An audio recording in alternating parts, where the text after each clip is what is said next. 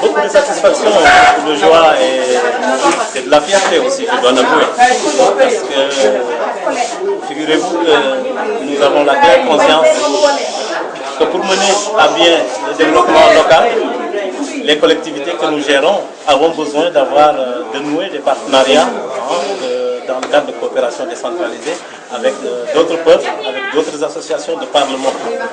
Et il y a effectivement quelques années derrière, nous avons eu le privilège de rencontrer cette association de Français qui ont accepté véritablement de venir nous accompagner un peu dans le développement local de chez nous, notamment dans la compétence santé. C'est pour cela que je profite pour dire encore une fois merci à cette association Peuple Oumana et à travers l'association, ma foi, à l'ensemble du peuple français. Partout on entend parler de consultation médicale gratuite, mais ici il me semble qu'il y a une touche particulière, il n'y a pas la gratuité. Comment vous expliquez cela? Oui, parce que figurez-vous que moi-même je suis, de par ma profession, je suis un agent de développement local.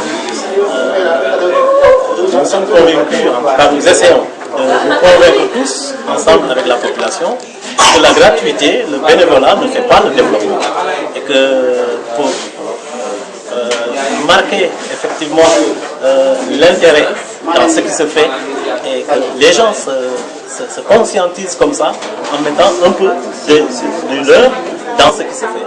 C'est pour cela que le comité de santé, la population et le conseil, y compris nos partenaires, à l'édition première, nous nous sommes mis autour sous l'arbre à palabre pour débattre des conditions, n'est-ce pas, de l'intervention. Nous avons tous arrêté que ce serait peut-être une bonne occasion pour nous que la population fasse symboliquement un petit franc symbolique, n'est-ce pas, pour marquer également leur intérêt, leur attachement à ce qui se fait. Et ces petites sommes d'argent récoltées, qui sont gérées en ce moment par le comité d'organisation, dans lequel il n'y a aucun membre du conseil. Il y a quelques éléments du comité de santé, tout le reste c'est la jeunesse, et c'est eux qui gèrent, ma foi, toute l'opération. Et à la fin, la veille du départ amis partenaires, l'après-midi est consacré à une séance d'évaluation.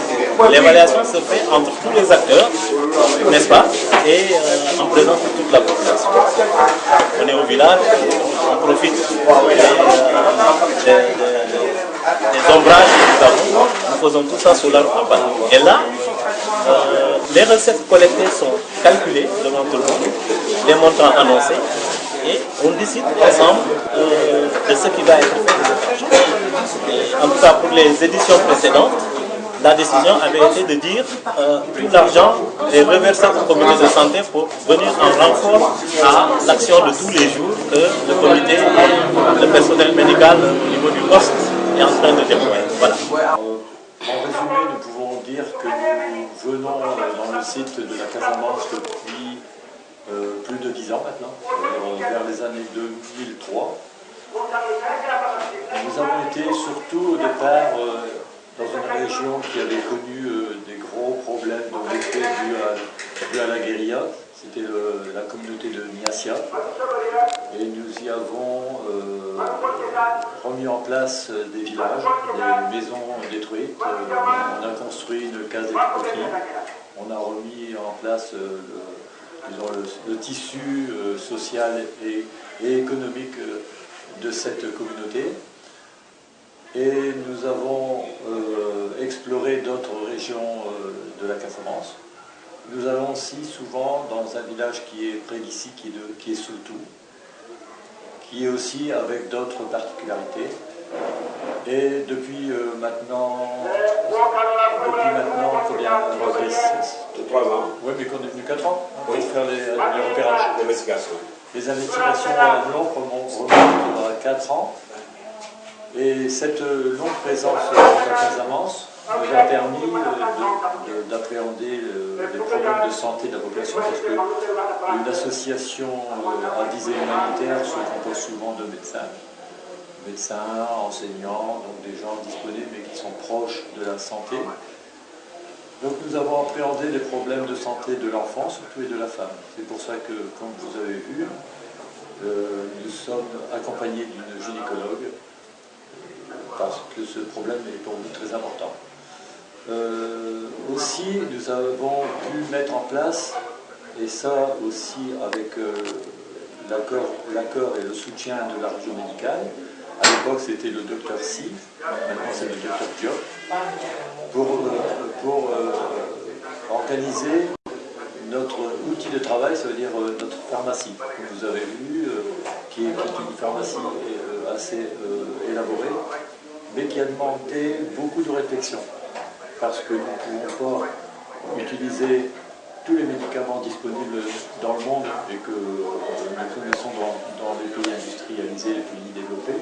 Donc par rapport aux problèmes spécifiques à la région, nous avons fait une pharmacie qui peut répondre à la demande des populations. D'autre part, ce qui est aussi un volet important, qui n'est pas seulement, bien sûr, et très démonstratif, ce sont des soins primaires que nous faisons ici, mais nous mettons aussi l'accent sur des séances de sensibilisation dans les CM qui pour nous sont très importantes. Nous parlions tout à l'heure de la santé de la femme et de l'enfant, et nous avons aussi en appui avec la région médicale un rôle à jouer au niveau des jeunes du CM pour lutter contre les grossesses précoces. Parce que nous avons eu aussi une longue expérience des méfaits de ces grossesses précoces. En côtoyant longtemps l'hôpital régional, nous avons vu les dangers des fistules chez les dames. Et donc, nous essayons de sensibiliser au mieux les jeunes d'abord à ça, à la contraception à leur âge, et aussi aux maladies sexuellement transmissibles que nous connaissons actuellement. Par ailleurs, nous espérons aussi faire des séances de planning familial au niveau des femmes, des groupements féminins. Alors quand nous parlons de planning, ça veut dire que nous ne mettons pas en place des projets de contraception, nous essayons de faire comprendre aux femmes qu'elles peuvent espacer leur grossesse et qu'elles peuvent diriger, disons, leur vie féminine. Au lieu d'avoir à 25 ans déjà 6 enfants, on peut avoir un enfant, faire une contraception, l'arrêter quand on veut et refaire des enfants selon le travail, la santé qu'on a et les activités. Là, nous sommes un groupe de 10 personnes, composé de 3 médecins généralistes, un médecin gynécologue, un pharmacien, une infirmière et 3 secrétariats.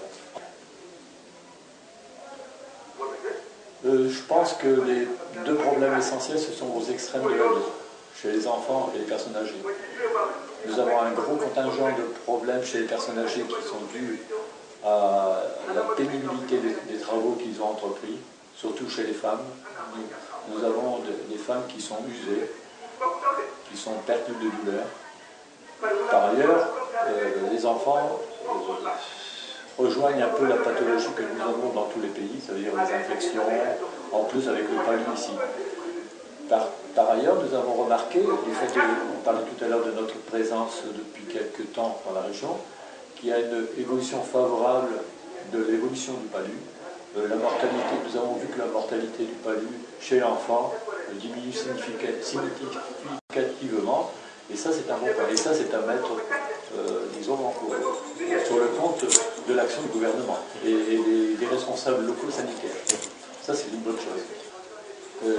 La façon de travailler, comme vous avez vu, est très organisée. Ça veut dire que nous travaillons avec un secrétariat sous forme de fiches, et il y a un suivi par poste par poste, ce qui nous permet d'avoir une efficacité dans le traitement, une efficacité aussi de connaître, si vous avez vu peut-être, mais sinon je vous le dis, nous avons aussi une personne qui saisit tout ce qui est fait, il y a une saisie informatique et qui est mise sous statistique, qui seront aussi communiquées aux médecins de région pour qu'ils puissent avoir une opinion de ce qui a été fait au niveau de telle zone.